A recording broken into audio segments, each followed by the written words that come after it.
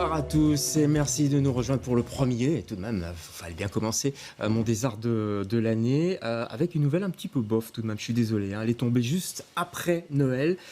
Cadeau sympathique de la part de Jean Castex, le Festival international de la bande dessinée d'Angoulême qui devait se dérouler en janvier est reporté à une date encore inconnue, on va en parler.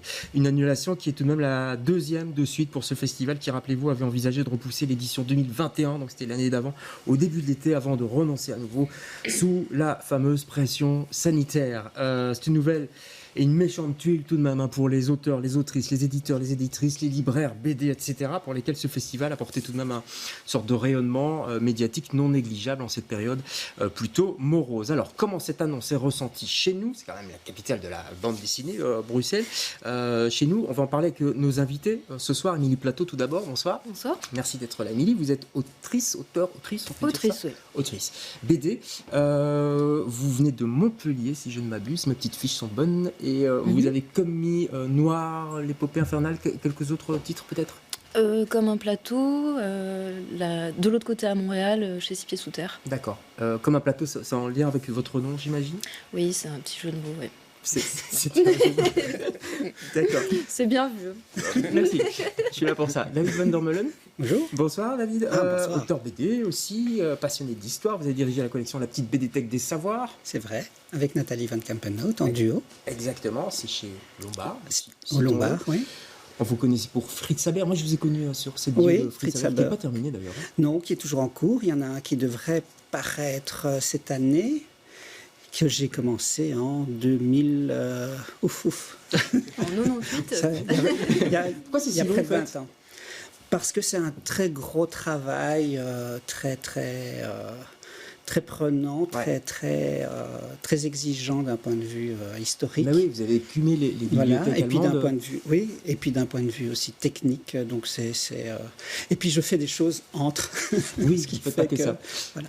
Anthony Abran, bonsoir Anthony. Bonsoir. On est ravis de vous avoir. Vous Merci. êtes libraire. Je suis libraire. Libraire BD à BD Web. Alors pour ceux qui connaissent pas trop Saint-Gilles, on est vraiment au cœur de Saint-Gilles là, plus On ou est au moins. cœur de Saint-Gilles, à côté de la commune, donc rue de Tamine, entre la commune et place Maurichard. Donc il y a un lieu qui vit bien à Saint-Gilles. C'est l'ancien Forbidden Zone. Vous avez tout nettoyé avec Anthony. Ouais. Antonin, pardon. Antonin, votre ouais, collègue. on a tout nettoyé et là on a refait la librairie à neuf. On a mis un peu tout ce qu'on aimait dedans, donc le label indé, la littérature, la BD jeunesse, pardon. Ouais. Et les mangas. Et le manga, oui aussi. Oui. C'est votre truc les mangas. Hein. C'est manga, comics. Moi je suis D'accord. un peu un touche à tout dans. Vous avez tout ramené ça. d'ailleurs quelques coups de cœur. On les verra en fin d'émission. Abdel. Bonsoir Abdel Bonsoir. de Bruxelles, c'est votre nom d'artiste, hein. Vous êtes dessinateur, Tout à fait. vous avez grandi à Narbonne, ça s'entend un peu d'ailleurs. Oui, tout à fait. Tout à fait. Ouais. Tout à fait. Oui. En fait, voilà, je viens du sud de la France, comme ça s'entend. Voilà. Ah voilà, comme Fernandel. Comme faire.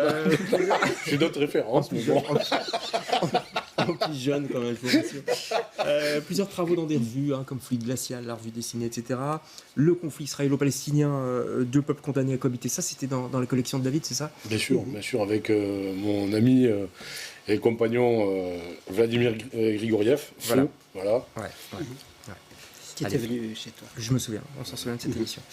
Grand souvenir, tout ça. On va parler de tout ça. Avant ça, on va faire une petite respiration avec quelques images des dessins d'Emmanuel Guibert. Emmanuel Guibert, il avait reçu le Grand Prix. Le Grand Prix, c'est vraiment le Graal, un petit peu. Hein. Oui, c'est la consécration d'une carrière. Voilà, c'est ça. C'était en 2020, regardez.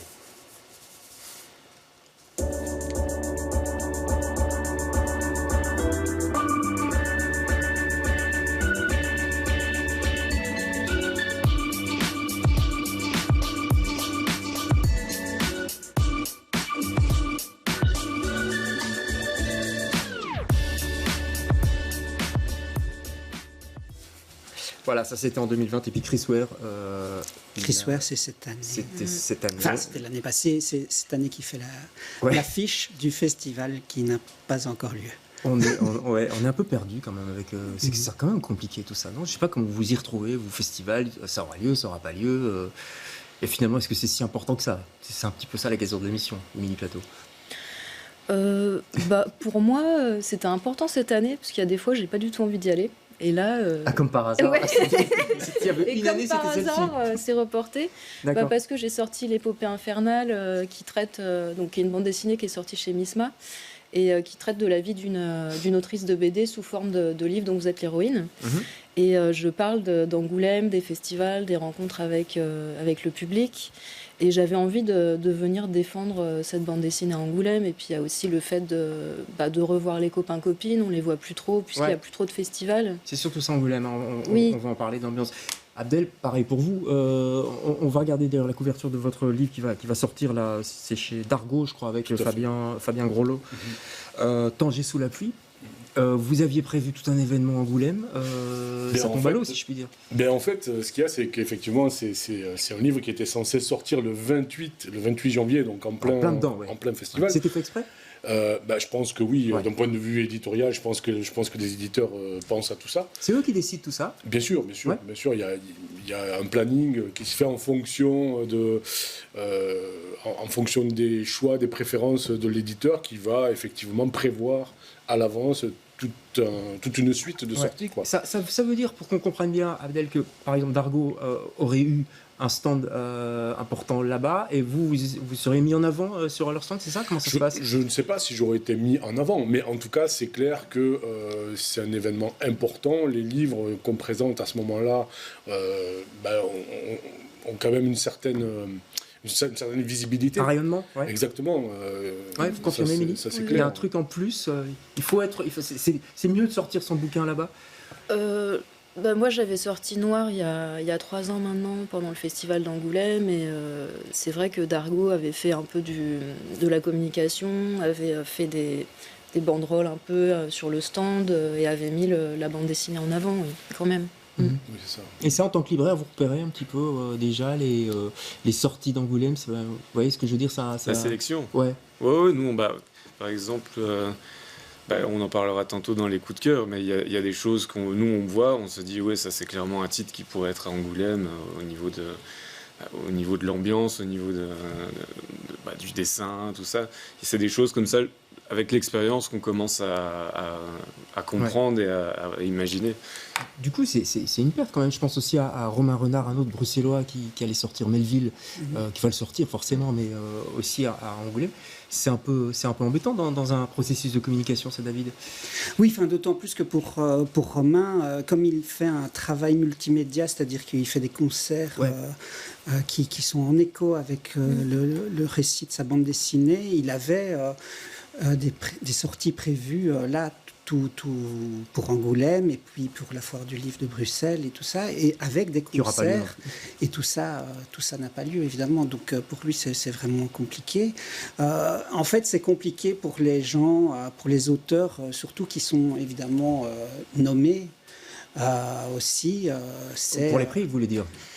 Pour les prix, mais rien que pour les nominations, dès lors qu'on est nommé, on a une couverture médiatique sur place qui se focalise. C'était vrai avant. C'était peut-être encore plus vrai avant quand il y avait des sélections. C'est-à-dire, vous l'avez été, hein, David ? Moi, je l'ai été 3 fois. Enfin, je l'ai jamais gagné, mais je l'ai été 3 fois. Et ça changeait vraiment, je veux dire, évidemment, ça change du tout au tout. Quand on est nommé, moi j'ai eu la chance d'être nommé dans la meilleure, dans la catégorie meilleur album de l'année, et c'est un séjour de 4 jours avec que des sollicitations médiatiques. Donc que des interviews. Mais pendant 4 jours, toutes les 20 minutes, je changeais de personne pour. C'est vraiment, il y a vraiment un impact sur le livre. Bon, par exemple, l'année passée, je me faisais une joie d'aller à Angoulême parce que mon album Sapiens était nommé. C'était ma compagne, qui est éditrice, Nathalie Van Kampenot, était nommée avec le livre qu'elle avait édité de Léonie Bischoff, qui est une Saint-Gilloise, qui est une amie aussi. Et donc, en plus, on avait même Francky Ballonnet, qui était directeur artistique. Donc, on se faisait une joie. C'est raté, quoi. C'était raté, il n'y a rien eu. Ça a été une catastrophe, et il y a eu un truc sur YouTube, une remise de prix qui a été catastrophique, qui a eu un bug. Quand vous dites catastrophique, c'est catastrophique pour l'ego, c'est catastrophique pour le moral, ça on peut le comprendre. Est-ce que c'est catastrophique économiquement? Je sais pas, par exemple, Abdel, le fait que voilà, vous pourrez pas le présenter là-bas, est-ce que, à votre avis, les ventes vont en souffrir un petit peu? Ça, je pense qu'on ne peut pas dire, heureusement, que les ventes d'un album ne se résument pas à un seul événement, bon, même s'il est très important. Je pense que... Est-ce qu'on surévalue pas, on surestime pas un petit peu la présence à Angoulême, c'est ça que je veux dire? Si, je pense dans le sens où c'est différent lorsque, comme le dit mon camarade David, voilà. Pourtant son nom est connu depuis. Oui, mais bon, voilà. Mais lorsqu'on est nominé, évidemment, c'est différent. Moi, j'y vais. Effectivement, il y a une sortie, l'album est présenté, mais je pense que ça n'a pas le même impact. Peut-être que si l'album fonctionne et que je suis nominé l'année prochaine, et que le festival est de nouveau annulé, ce que je n'espère pas, à ce moment-là, je pourrais réfléchir différemment. Mais là, sur ce coup-ci, je ne pense pas, à mon échelle.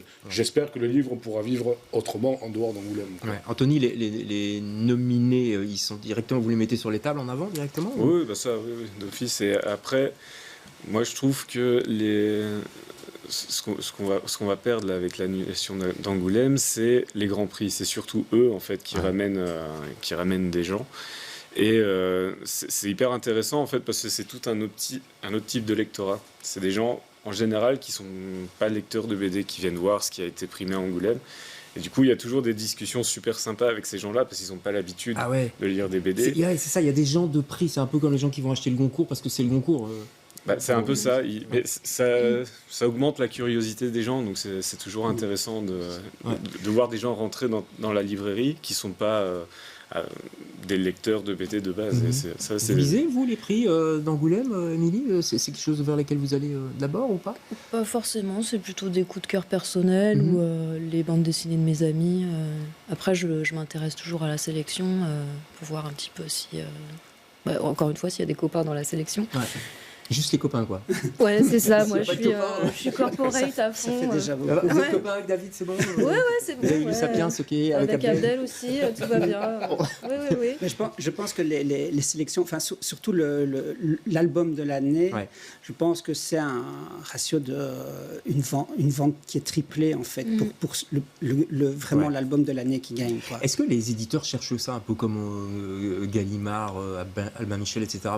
pour la littérature? Est-ce que aussi chez Dargaud, chez Dupuis, tout ça, Bien on sûr, se bat pour ces prix? Enfin, on se bat, c'est-à-dire qu'on espère, mais c'est quand même...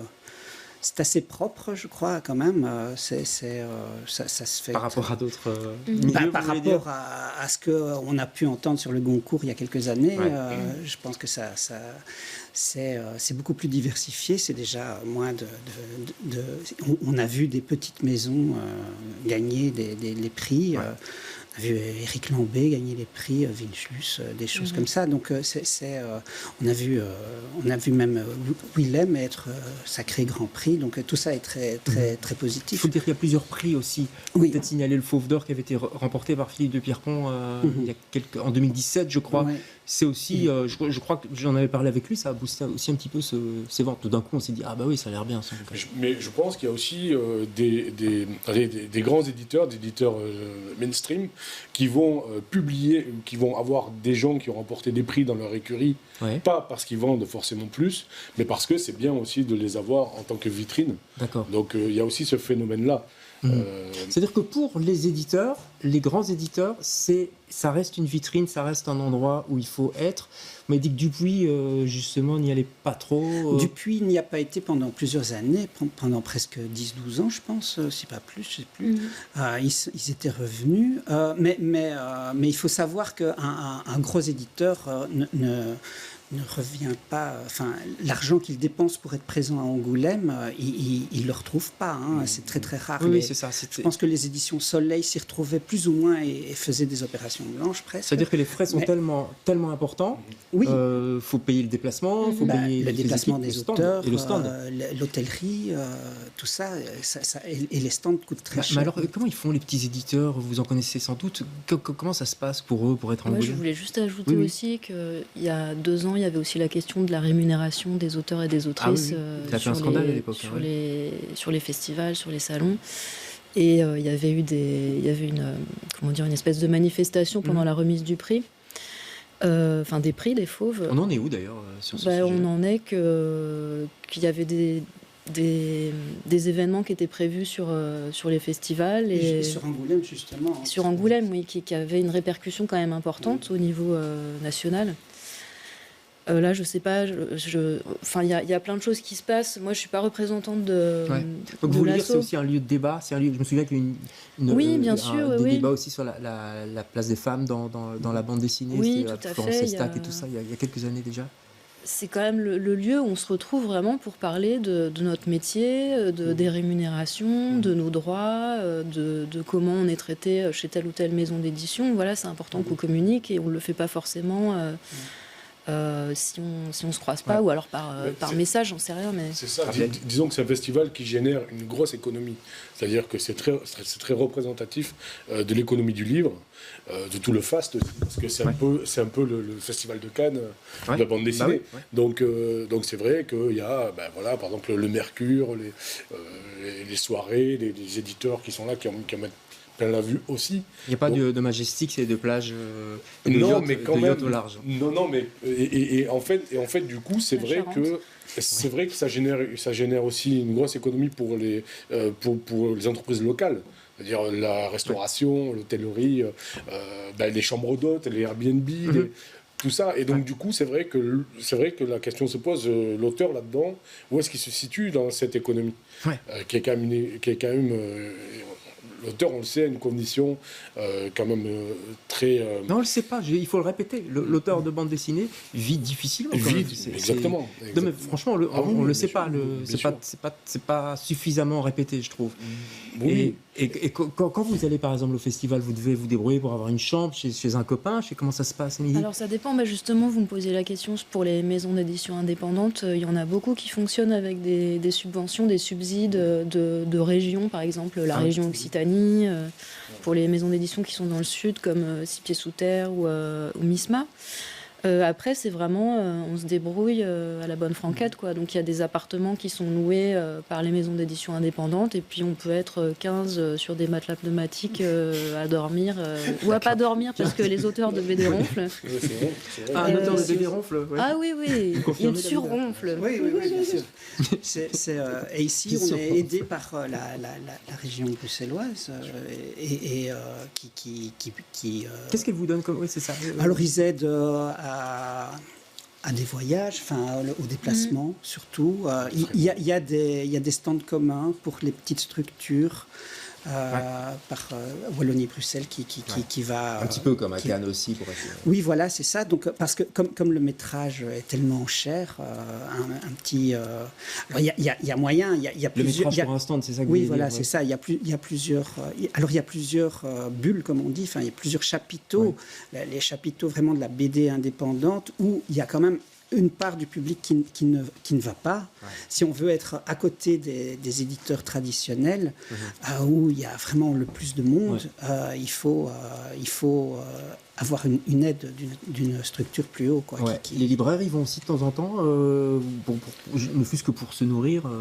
Oui, nous, pareil, on y va pour découvrir les nouveautés à venir. Et puis, il y en a certains qui y vont pour vendre aussi des BD d'occasion, des choses un peu plus pointues, entre guillemets.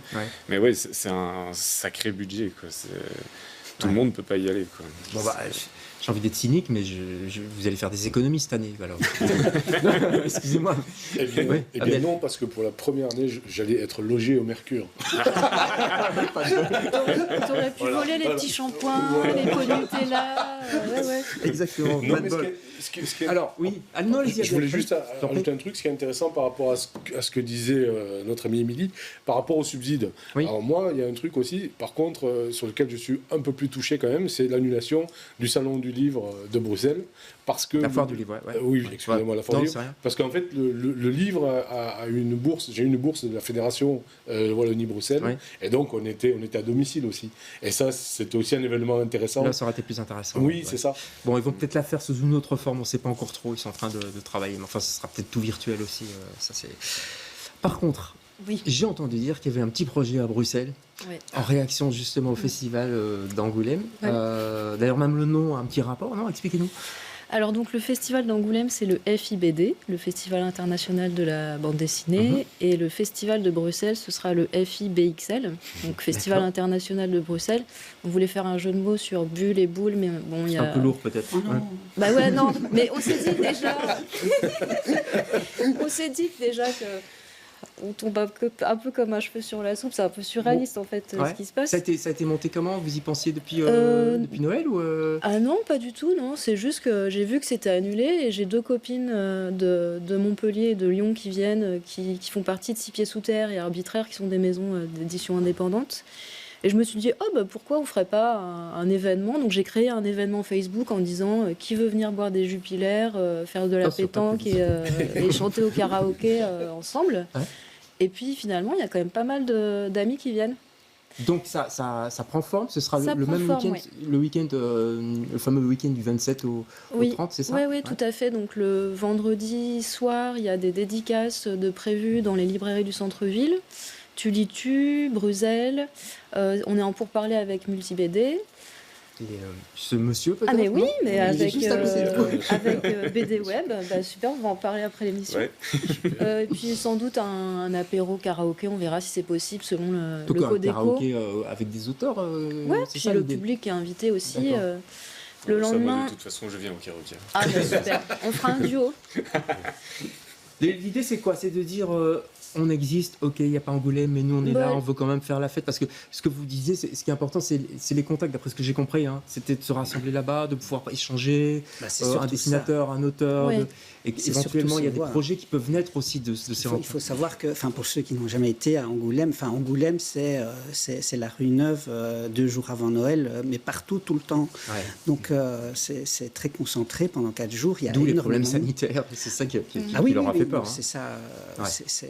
Et c'est pour ça que c'est aussi magique ce festival, parce que ça peut se passer que à Angoulême en fait, parce que tous les restaurants sont au même endroit, tout est concentré dans la vieille ville qui est encerclée de remparts. Donc en fait, ça ne pourrait pas se faire à Bruxelles ou à Paris ou dans une autre ville. Pourquoi il y a pas moi je comprends pas pourquoi il n'y a pas un festival international de BD à Bruxelles. Pourquoi ça n'existe pas? Là, il va avoir lieu dans 2 semaines. On est en pourparlers avec Chris Ware pour qu'il vienne. Mais il faut dire que la ville est trop grande aussi déjà pour avoir cette magie où tout le monde est là, où on sort dans la rue et on tombe sur tout le monde en même temps. Peut-être, Oui, c'est-à-dire que ce que dit David, c'est-à-dire que toute la ville, c'est vraiment toute la ville se met au diapason de la BD. Vous avez de la BD partout, c'est-à-dire les restaurants, tout, je veux dire les rues, il y a des effigies, des personnages bande dessinée, tout devient BD. Ça se transforme vraiment. Et ce qui n'est pas le cas à Bruxelles. Ici à Bruxelles, on a le festival qui malheureusement n'a pas eu lieu l'année dernière, mais qui commence à devenir quand même intéressant. En dehors de ce nouveau événement qui est en train de se créer. Mais le problème, c'est que sorti du parc de Bruxelles, c'est fini. La BD, c'est plus la BD. Alors qu'en Angoulême, tout est vraiment BD. Bon, alors on pourrait imaginer, je sais pas, une commune, Saint-Gilles, pourquoi pas, à tout hasard. Hein, je dis ça pour vous, Anthony. Ça serait pas mal. Je trouve ça effectivement intéressant de voir comment on a réagi avec l'annulation de la fête de la BD, de la foire du livre de Bruxelles aussi, qui s'est faite en fait dans plusieurs librairies avec des expos, des rencontres. Et moi, je me rends compte en tant que libraire depuis un certain temps, les gens qui lisent de la BD, le public a changé aussi. Et du coup, nous, on aime bien les sortir de leur zone de confort. Par exemple, chez les arènes, il y a l'incroyable histoire du vin et le whisky.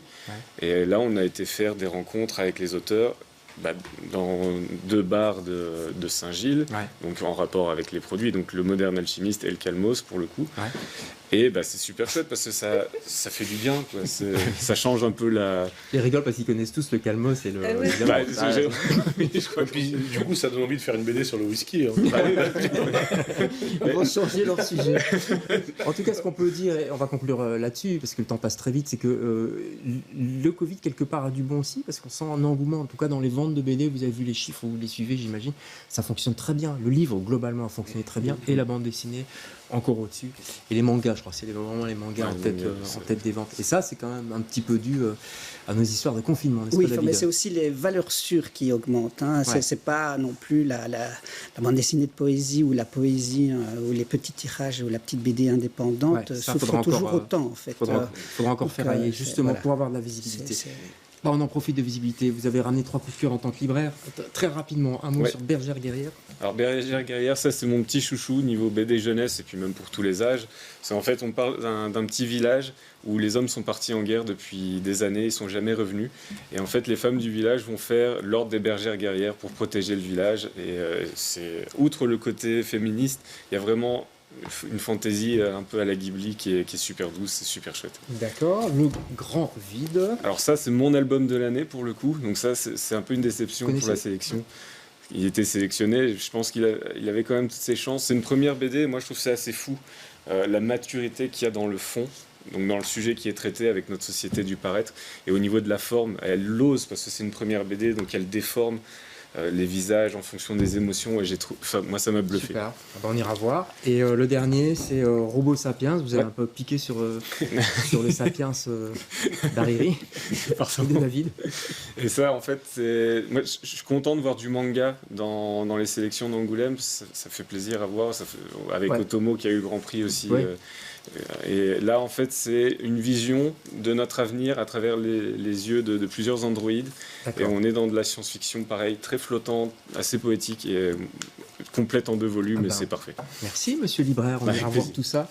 Toutes ces bonnes nouvelles, malgré la suppression du festival d'Angoulême. Mais il y a un festival à Bruxelles qui va se tenir. Oui. Vous êtes tous invités, on vous tiendra au courant. J'ai dit karaoké, mais il y a aussi des stands quand même, avec des éditeurs indépendants.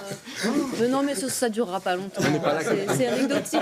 On dit signe et puis on va chanter. Ce sera sûrement au Central, Café Central. Et il y a de la pétanque aussi, je crois, du côté d'Ixelles. Exactement. Merci à tous les cas d'avoir participé à cette émission.